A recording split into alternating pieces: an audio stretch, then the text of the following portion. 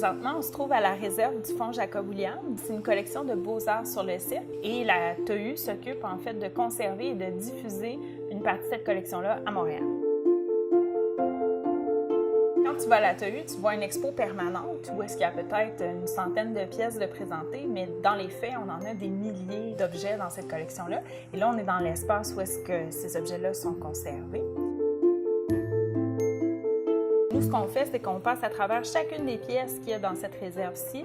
On les documente, on les photographie, puis ensuite, on crée des fiches. Puis ces fiches-là, on va pouvoir les mettre en ligne pour pouvoir les rendre accessibles à tous les curieux du cirque. Puis même, ça peut rentrer dans les salles de classe et donner plus d'informations sur le cirque. Mais c'est comme un travail d'enquêteur. On prend l'objet, on ne sait rien au départ, puis à la fin, on a un dossier ça d'épais parce qu'on a épluché tous les indices que l'objet nous donnait. La documentation, c'est la clé. C'est comme si tu vas à la bibliothèque. Tu fais une recherche, tu cherches un livre, ça donne une cote, bien, il faut trouver dans l'étagère où se trouve ton livre. C'est la même chose, mais avec des tableaux. Puis tout se retrouve dans la base de données, donc on peut tout retrouver éventuellement.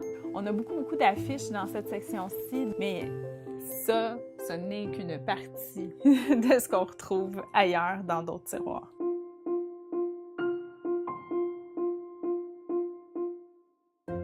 Cette affiche-là n'a pas encore été documentée. À vue de nez comme ça, on est début du 20e siècle. C'est le genre d'affiche qui ne traverse pas le temps normalement parce que c'est du papier très mince.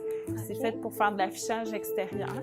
Donc, qu'on ait des exemplaires de ces affiches-là, c'est vraiment un privilège, en fait. C'est le travail des collectionneurs pour avoir retrouvé ces pièces-là et magistral.